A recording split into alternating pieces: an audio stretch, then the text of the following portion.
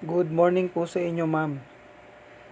Okay po. Sa inyo pong screen, si Jovinel O. Longinus po ito, ang inyo pong kausap na ahente. Opo, sa The Art Vehicle Trading. So, ayan. Balikan ko po kayo, ma'am, sa computation. So, didiscuss ko po sa inyo to, payments to bank financing. In case na yung kinuha nyo pong sasakyan sa dealership, so, ipapasok natin sa programa ng The Arc. So, pag sinabing zero interest ng company, alam nyo na po iyon. So, yung unit, may ano talaga yan.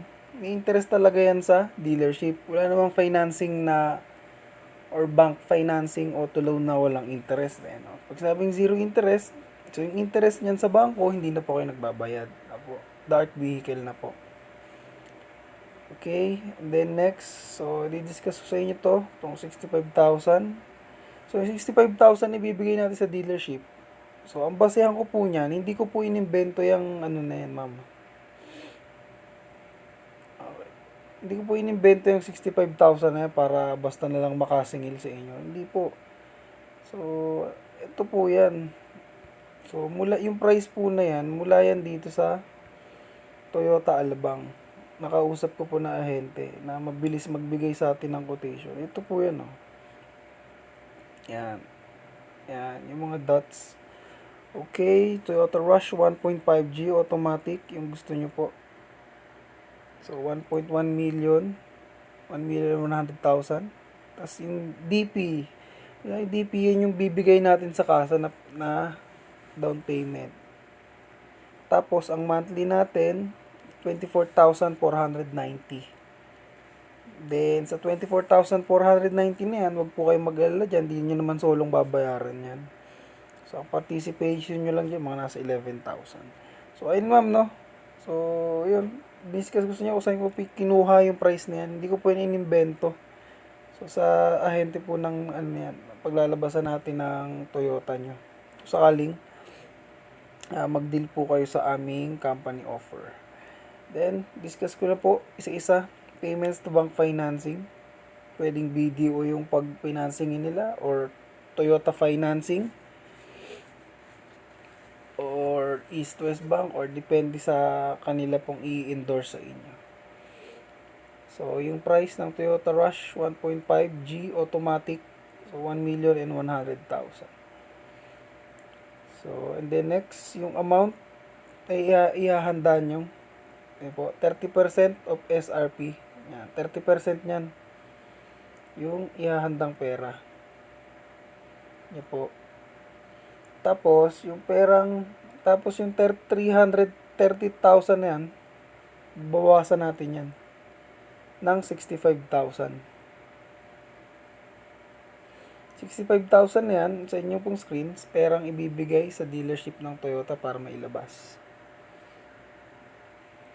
And then next, so 330 minus 65,000, calculator nyo po. So, ang mangyayari, 265,000 ang mapupunta sa The Art. So, yung 265,000 na yan, yun naman po yung perang mapupunta sa The Art. Siyempre, since yung company ay may serbisyo na zero interest, ibig sabihin yung company na magbabayad ng interest nyo po sa bangko, siyempre, hindi naman po yun magic. So, yun yung effect. Yung effect, kami ang magbabayad ng interest sa bangko. So, yung cost, kailangan namin ng halaga. Hindi yun magic na basta na lang i-cover namin yung ano nyo, interest sa bangko. Syempre, kailangan namin ng perang mahahawakan. Para magawa yun, kailangan ng pampuhunan. Again, ulitin ko po, yung pera pong iyan, ginagamit po yan sa negosyo. May pinaggagamitan si The Art niyan na negosyo. And at the same time, so 30 days ang ang count ng ano ba tawag dito? 30 days ang count ng due date. So, may 27 days pa si The Art para kumita sa negosyo na pinaglagyan. So, yung 265,000 na yan, tumutubo yan or mayroon niyang profit, company profit, may growth yan, may reproduction yan. So, yung kinita ng company, so dito po kumikita yung company sa 265,000 na ginagamit sa negosyo. Ngayon, yung kinita niyan sa company, yan naman po yung ipambabayad sa inyong ah, interest sa bangko. And the next amount, 24,490. Yan po yung kaninang pinakita ko sa inyo, di ba? Yan yung magiging monthly bill natin sa dealership. So, sa 24,419 na yan, don't worry, hindi nyo po yan shoulderin. Okay po, hindi po kayo magbabayad ng buo dyan. Ang babayaran nyo lang dyan, sa inyo pong screen nyo may check. 11,000, ito po, yung screen, 11,550 lang ang inyong party dyan. Participation fee sa 24,490. Ibig sabihin, may part ka lang dyan na sasagutin. Ito po, 24,000 participation fee sa 24,490 as client of the ARC with 10% discount in the ARC quotation. So, yung 11,000 na yan, so, kasama na po dyan yung discount ni the ARC. So, yung sinend ko po sa inyo na quotation na zero interest rate ng Toyota Rush, tapos nakalagay dun yung monthly, so, yan na po yun. Yung sa brochure. O, yan. Kaya siya nag-appear na gano'n na 11,000 lang kasi it means participation fee lang naman po kasi ang inyong gagawin doon sa 24,000 na to. Okay po. And then, so para mabuo yun, yung 24,000 na yan, so para mabuo yung 24,000 na yan, so 24,000 minus, kung may calculator po kayo, so 24,490 minus 11,550, yan ang part nyo. So, pag inequals nyo yan sa calculator, ang lalabas dyan, tink, ito po, 12,940. Ibig sabihin, yung kulang, yung or yung difference from your computation dito, so, ang kulang nun, 12,940. So, yung kulang na yan, si the ARC na po ang pupuno niyan. Okay po?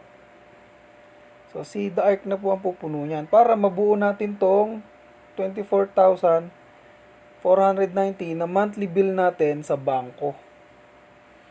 So, ngayon, illegal ba yun? Hindi yun illegal. Bakit?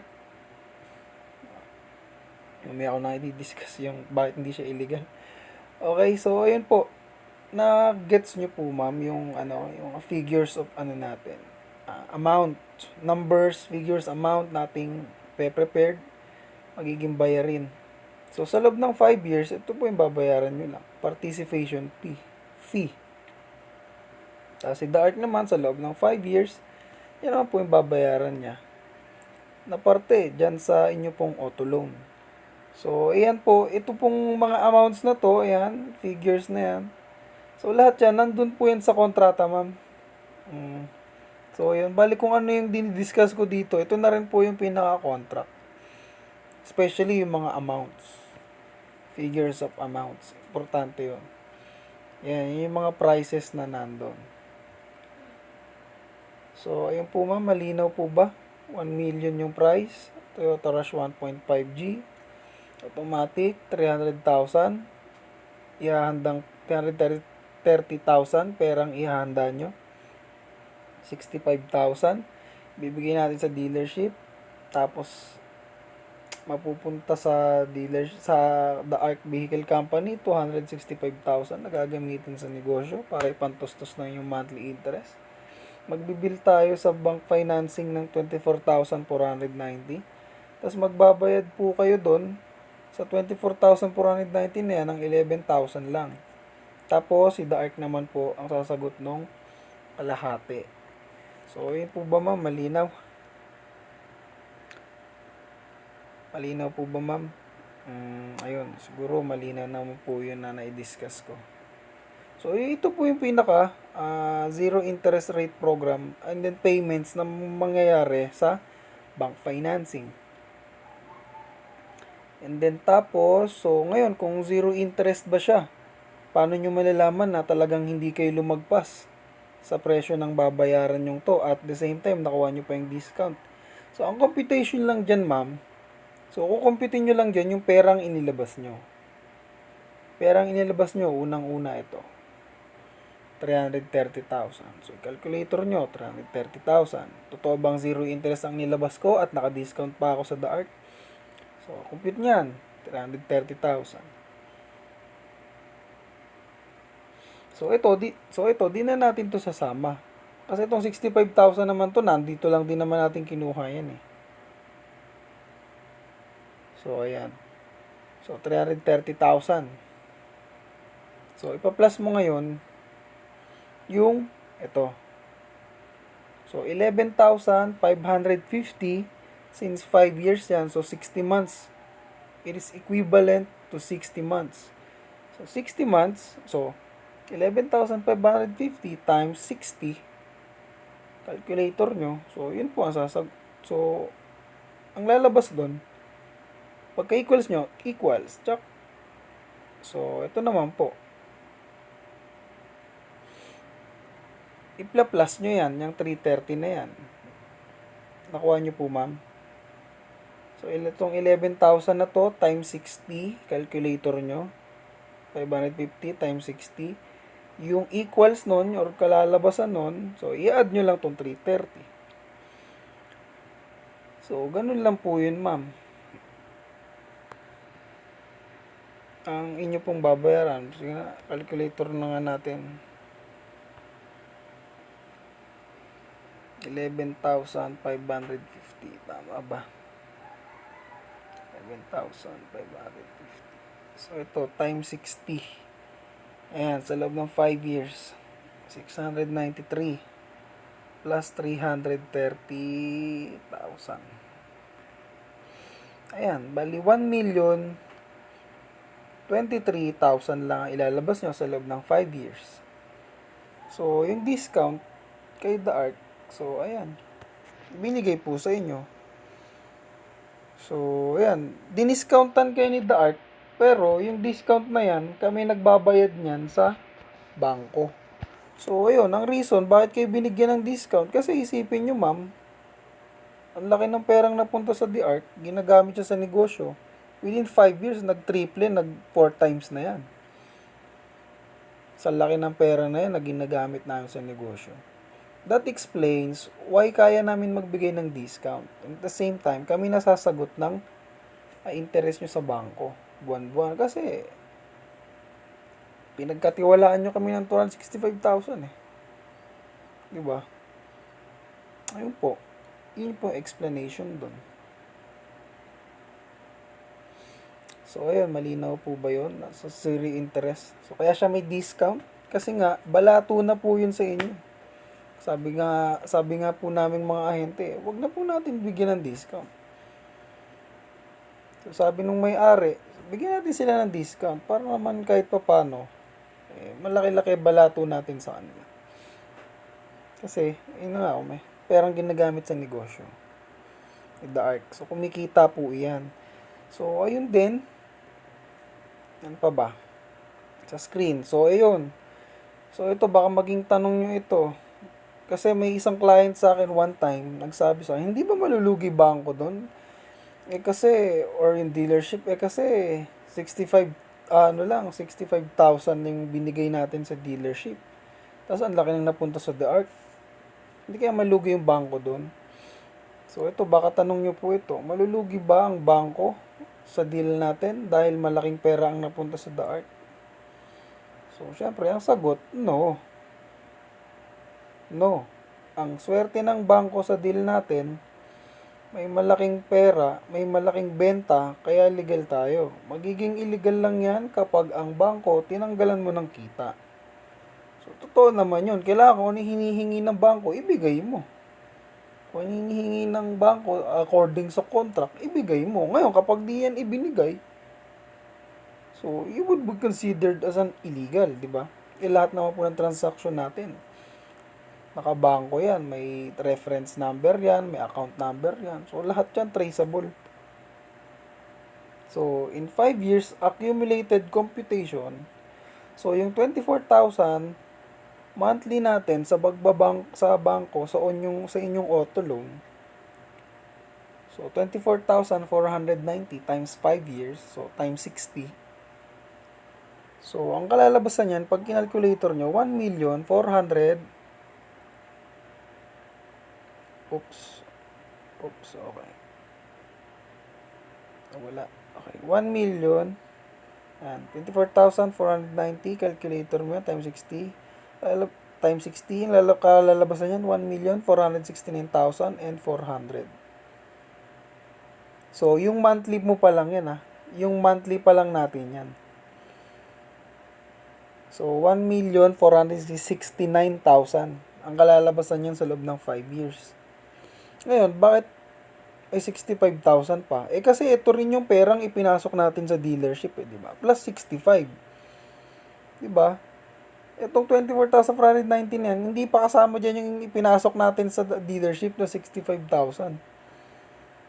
Itong 1 million na to, ayan, yung 1 million na yan, accumulated lang yan ng 60 months neto. Buwan pa lang yan. Ito na ang kalalabasan, 1,469,000. Ngayon, syempre, nilabas mo rin tong pera, 65,000. Nagbigay tayo sa dealership. So, ngayon, magiging ano na to, itong 1.4 na to. So, 1,469,000 plus 65,000, magiging 1.5 yan. All in pala, ang ibibigay pala nating sa bangko sa loob ng 5 years, kung ito total mo yun, nasa 1.5. Tama ba? 65. O, nasa 1.5 to. 1,500,000. Kasi ito, 69,000 to plus 65. So, magiging 1.5 yan. Ganun. So, i-calculator nyo na lang po. So, ayun. Sa inyo pong screen, kung mapapansin nyo to, 1,469,400. Sige na, i-calculator na nga natin. 1,469,469 0 plus 65,000 ayan. So, tignan nyo sa screen. So, 1 million. So, tignan nyo kinalabas 1,534,000 in 5 years na paghuhulog. Yan ang kalalabasan ng magiging payment natin. And then, so, kung titignan mo, yung price lang naman niya, SRP price. So, 1,100,000. Tapos, yung lumabas dito sa calculator natin. So, bali may nasa 400,000 siyang naging tubo sa loob ng 5 taon. Pero syempre, 5 taon yun, matagal na panahon yun. So, kaya naman kailangan talaga tubuan niya ng bangko. Dahil matagal na panahon, matagal na utang yan. Matagal-tagal na bayaran niya. So, ayun lang po yun. So, tayo naman po dito sa The Art. So, ayun. Malinaw po ba yun, ma'am? Na-gets nyo na po. So, ibig sabihin pala, kung magsosolo ka, wala si Dark. Hindi nasa 1,500,000 ang babayaran mo.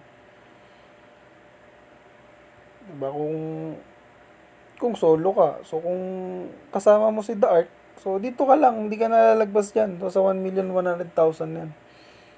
So, may discount ka pa. Diba?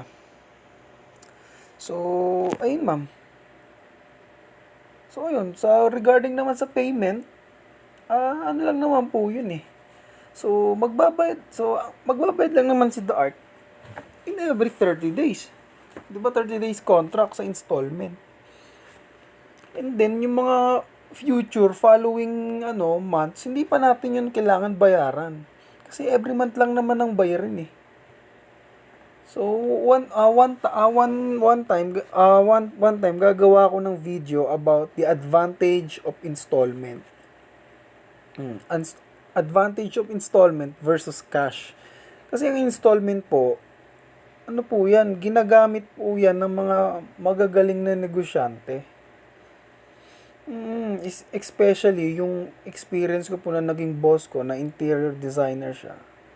So, he's my former boss. So, marami naman siyang pera. Pero, syempre, since negosyante siya, sabi ko sa kanya, sir, ang dami mo naman pera. Kaya mo naman bilhin ng cash yan eh. So, bakit ang gusto mo installment? Sabi niya sa akin, Job, sa pagninegosyo, sabi niya sa akin, Job, sa pagninegosyo, napakalaga na meron kang perang panlaro. Meron kang perang pampuhunan sa negosyo. Kasi kapag wala kang perang pampuhunan sa negosyo, hindi ka makapagnegosyo. So, for example, sabi niya, yung boss ko kasi na yun, na former boss ko. Kwento ko lang, may matututunan ka dito. Ano siya eh, so, nabili niya na ngayon yung Ford Mustang, convertible. Yung bumababa yung bubungan. So, V6 yon. One time, post ko yun sa Facebook ko na pagpa-picture. O, ngayon, hindi pa kasi. Ginagawa pa yung bahay niya. So, ayun. So, ang halaga nung Mustang na yun, 3.4 million. So, 3.4 million yun. Ayun po. So, since 3.4 million yun, so, 3.4 million yun, meron na siya niyan. Meron na siya ng price na yan. So, sabi niya sa akin, so, financially, strategically, Jobs, meron na ako niyan. Kung ako lang gusto kong bilhin ng cash yan. Pero, syempre, nagninegosyo ako. Yung 3.4 na yan, kapag binili ko ng isang bagsakan yan sa Ford Mustang, ubos ang pangkuhunan ko. Good thing, wala magiging problema every month. Ang problema ko, wala naman ako na perang pang negosyo. Kasi naubos lahat eh. Ibinuhos mo ba namang lahat eh. 'Di ba? So, financially, strategically. So, meron na ako niyan. Kung cash lang, meron na. So, sabi niya, kesa kunin ko ng yan, na isang bagsakan yan, installment ko na lang yan. Di bali ng buwan-buwan, maghuhulog ako ng installment. At least, ang laki pa ng pera kong panlaro sa negosyo. So, pampaikot ng pera sa negosyo. Di ba? So, di bali na magbayad siya ng interest, sabi niya, okay lang. Kasi at least, ang laki naman ng perang ko, nalalaro ko sa negosyo. Yung interest kong bayarin sa bangko, mas malaki pa ang kinikita ko. So, yun ang niya. So, yun yung kanyang strategy.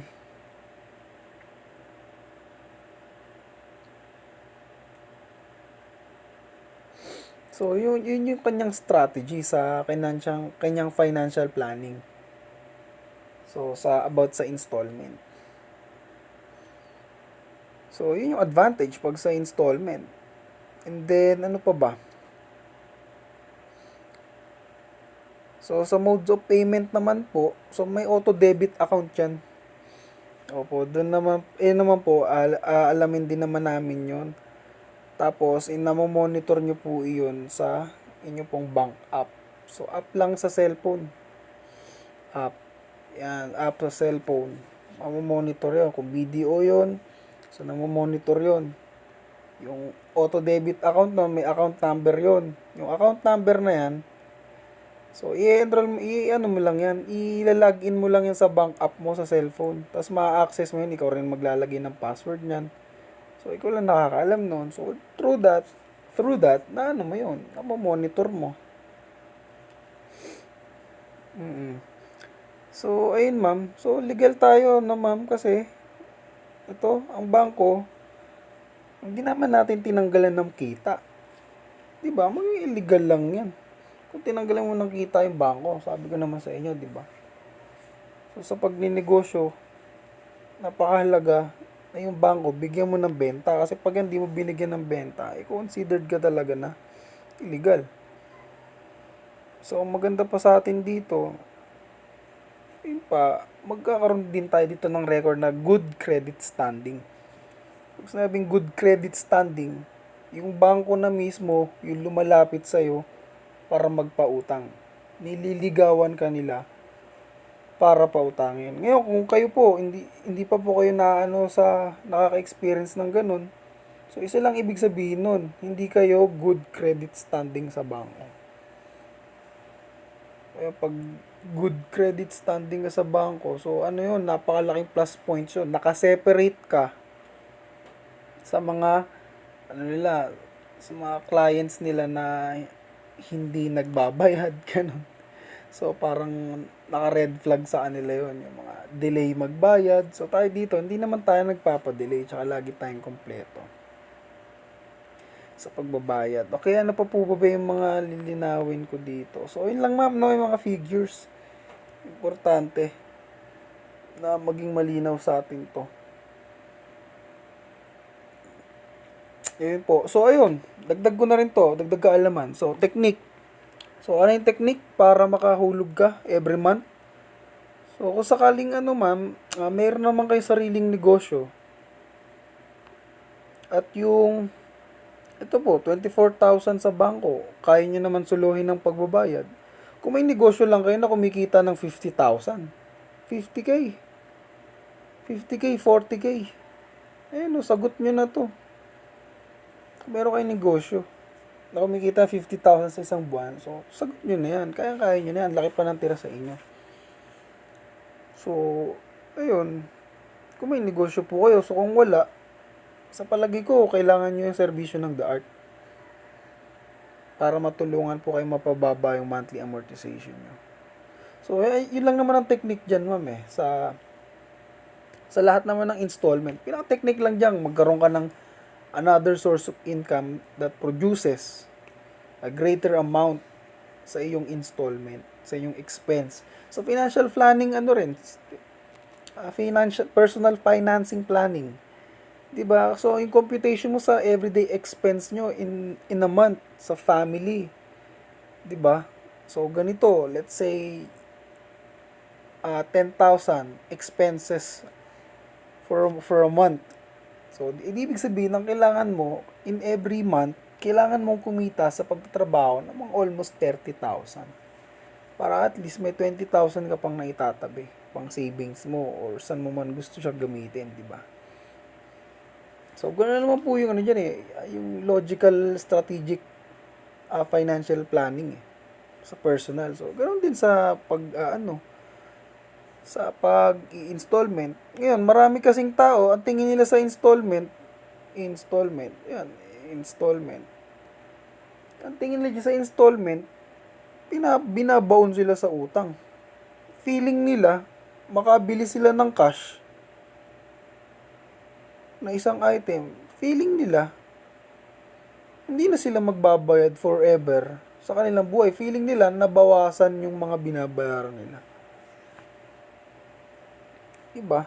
So, hindi naman, makabili ka man ng kotse na binili mo ng cash. Ang tanong ko, matitigil pa ba yung expense mo? May expense ka pa rin. May expense ka pa rin. Diba? Yun nga lang, kung sakaling nabili mo ng cash yung isang unit, so wala ka nang iniintindi. Diba? Pero, ganun pa rin naman eh. Wala kang iniintinding bayarin kotse, natigil ba expense mo? So, may expense pa rin. At the same time, yung installment, nakakatulong yan para pampasipag sa negosyo, para hindi ka maging tamad sa pagnenegosyo. Siyempre, as long as nakikita mo may due date na kailangan bayaran, so, yung comfort, aalisin ka nun sa comfort zone mo, yun na magpapasipag sa'yo. Isa pa yan sa advantage ng installment. Siyempre, laging naka-mindset ka eh. So, sa due date na to, may babayaran ako. Siyempre, malayo pa lang, tatamad-tamad ka ba? Siyempre, hindi. Sisikap ka. Gagawa ka ng paraan. Especially sa employment, sa pagnenegosyo. Same lang naman yun eh. So, ayun po. Ayun po, ma'am. So, sa 30 minutes na to, sana, ayun, naintindihan nyo. Kung sakali man po lahat-lahat yan, ma'am, naintindihan nyo na all in. Lahat-lahat, yung process. Ang pinaka-last neto, last na magiging gagawin nyo, syempre, yung decision making. Yun ba eh, kung pagkakatiwalaan nyo kami ng ganitong laking halaga. So, yun lang yun. Ayun, dagdag ko na rin. So, ayun, kami ba, pagkakatiwala mo yung ganyang kalaking halaga? So, magayon tayo dun sa decision making. Let's say, na-understand nyo na lahat, na-master nyo na lahat ng pasikot-sikot sa company and everything. Sa usapan natin na to, may question pa rin dun. So, pagkakatiwalaan nyo ba kami?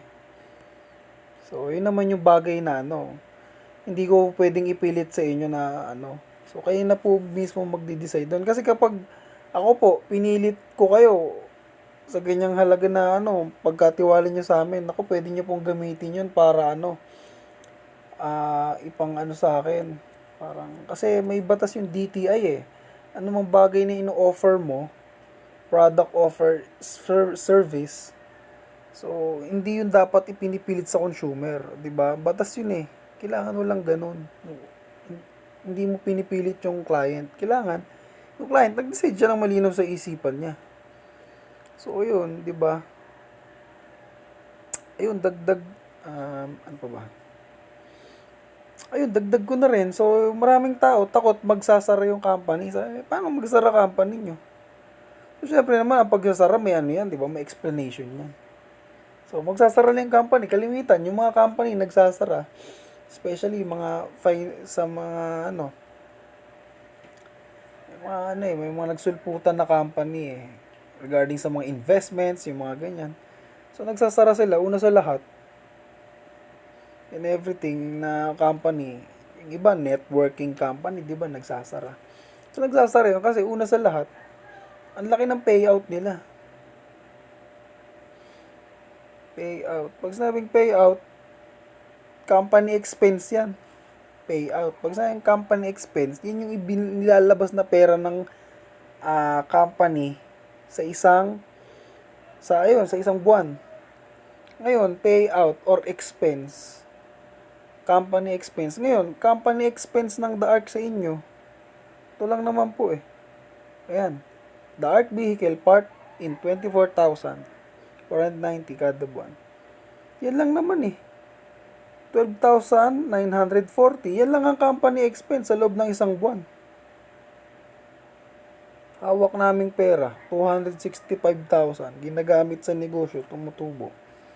Sa palagay mo, magsasara company dahil gumagastos si The Ark? Sa palagay mo, magkasara si The Ark dahil gumagastos si The Ark ng 12,940 kada buwan? Diba? Hindi siya magsasara. Ang liit lang yan. Ang liit lang ng expense namin. Kumbaga sa financial planning namin na to, napaka-safest mode namin. Nasa safest mode. Safest or safety net na tinatawag. Kasi isipin mo, pera naming hawak. Expense lang namin sa iyo kada buwan. Diba? Buwan lang naman eh. In every due date lang naman tayo magbabayad eh. Hindi naman yung pang taon na 2021 na whole year sisingilin ng in advance. Hindi naman po yun ganun eh. Every month lang. Kung kailan lang po mag-due date, doon lang po magbabayad. So, ang daming time. So, one of the advantage ng The Ark dito sa deal natin to is yung time. Time na ang tagal naming hawak to na ginagamit sa negosyo. Kumikita, tumutubo. Diyan po kumikita yung company. Sa perang pinagkatiwala nyo sa amin. Yung perang pinagkatiwala nyo rin naman sa amin na yan, nakikinabang din naman po kayo dyan eh. Kasi pinambabayad natin yan dito sa sa interest kada buwan. So, ayun po. Nakikinabang ang company sa 265,000 na to. So, nakikinabang din kayo. Nakikinabang din po kayo dito. Dahil dito, di ba? Sagot lagi ng company kada buwan. Tapos, ito yung sagot nyo. So, ayun. So, payout ng company, balik tayo. So, hindi siya malaki kada buwan. So, 12,940 lang ang sasagutin. Itong hawak namin, ang laki. Ginagamit yan sa negosyo. Reproduce yan. So, payout. Ngayon, magsasara ba? So, ayun. Isa sa characteristics yan ng company nagsasara. Ang laki ng payout. Una naman po sa lahat. Yung itong 265,000 sa inyo lang naman na account ginagamit yan. Hindi yan ini-spread. Hindi yan ginagamit sa ibang account para ipambayad. Naku po, hindi po pwede yun. Kapag ginamit yun, masisira yung sistema. Masisira ang sistema, babagsak ang kumpanya. So, ayun po. Nawa, na-enlighten ko kayo na hindi siya magsasara. 'Di ba? Kasi, ang liit lang naman ng ano. So, kung magsasara siya, ano yung dahilan? So, yung sinasabi ko sa inyo to, ang tawag dito, fundamental analysis or basic analysis kung sakaling magsasara yung kumpanya. Isa yun. Analysis number 1. Malaking expense. Magsasara yung company. This COVID nga, di ba? So, lugi yung mga businesses. Nagsara yung iba. Nagsara kasi ang laki ng expense. Pinasahod yung mga tao and everything, nagbabayad sa pwestong inupahan, pero wala silang income. O yun. So, nagsara kasi dahil doon. Ang laki ng payout. So, yung company naman na DRK, ang laki ba ng payout? Laki ba ng expense? 12,940 lang kada buwan. Yun lang. Yun lang. So, lahat naman po yan. May resibo, deposit slip, transaction number, reference number, may contract po yan. And everything. So, ayun lang po na masasabi ko na hindi siya magsasara. Ngayon, sabi, magsasara. Paano kung magsasara tapos itakbo lang yung pera? So, hindi po yan itatakbo. Pag itinakbo yung pera na yun, di ba? Napakalaking ano yan. Problema yan. At the same time, itatakbo mo pa ba? Kumikita ka na ng malaki dyan. Kumikita na yung dark na 265,000 dyan. Nagpa-profit yun. Ba't itatakbo? Di ba? Sisirain yung pangalan para sa halagang yan. Kumikita ka na nga eh. Kumikita na nga yung company, itatakbo pa. Bakit naman, di ba? So, ayun lang po. So, kung sakaling, kung sakaling itatakbo yan, 267, sana matagal na. May mga kumuha po sa amin dito, ang lalaking accounts. Especially Ford Raptor, Toyota Fortuner, Mitsubishi Montero, mga 2 million yung mga halaga niyan eh. Ang laki ng 30% nun. Kung tinatakbo yun, di sana matagal na itinakbo. Kung di kayang sustain, pantustos. So, ayun ma'am. So, ayun, nalinaw ko po sa inyo to. So, legal po tayo kasi bayad naman sa ano yun bangko eh. So, ayun, kung may hindi pa po kayo naiintindihan about sa modes of payment, so, may bank account si The Ark. Doon nyo po ihulog to. Itong 11,550. Tapos, si The Ark naman, sa due date nyo, 3 days, wala pang yung due date. So, for example, ang due date ng inyong kotse, June 30. So, June 27, 28, June 27, 28, 29, wala pang 30, may laman na yan. So, naihulog na yung 24,490 na yan sa auto-debit account. Pag sinabi auto-debit account, yun yung account na ipapa-open sa inyo nung ahente na mag-a-assist po sa atin. So, kasi doon na lang kasi automatically kukuhain yung payments niyan eh. Every month para madali na. Dati, pahirapan kasi kailangan mo pa mag-open ng checking account. So, sa checking account, parang marami yung nabagsak, mas mahirap ang requirements. So, tsaka ang hassle, pipirma ka pa ng kung 60 kung 60 months yan, pipirma ka ng 60 checks. Post-dated checks. Tapos, habang di pa yung due date doon sa post-dated check, syempre dapat lalamanan mo na, di ba? So, ngayon, pinadali na lang po nila, auto-debit account na lang po. Kung may existing bank account po kayo, na i-convert naman po yun sa auto-debit account. So, syempre, depende yun sa kung ano yung bank financing na i-refer ni dealership na pinagkuhanan natin. So, ayun lamang po. Ano pa ba? So, in everything ma'am, so ganun lang po. Sakaling may hindi pa kayo naintindihan about it sa payments to bank financing na to na sinabi ko. So, lahat yan diniscuss ko sa inyo, mga numbers and figures na nandyan. So, yan din po yung accurate na number na maano nyo pag nandun na po kayo sa dealership. Yun lang yun, walang lalagpas dyan. So, may mga freebies naman po yan. Yung mga basic freebies, mattings, tint. So, payong. Yung payong, depende kung may stock silang payong. So, may freebies naman po yan. Yung mga basic freebies. Pag kinuha nyo po yung sasakyan. Kasama na po yan doon. LTO registration, chattel mortgage fee, insurance. So, all in na po yan, ma'am. Sa ano po natin, paglalabasan ng yun. Ngayon, brand new po ba? Brand new po yan lahat, ma'am. Kasi una sa lahat, sa dealership natin kinuha yan eh. Wala namang second hand sa dealership eh. So, lahat yan, ma'am, bago yan.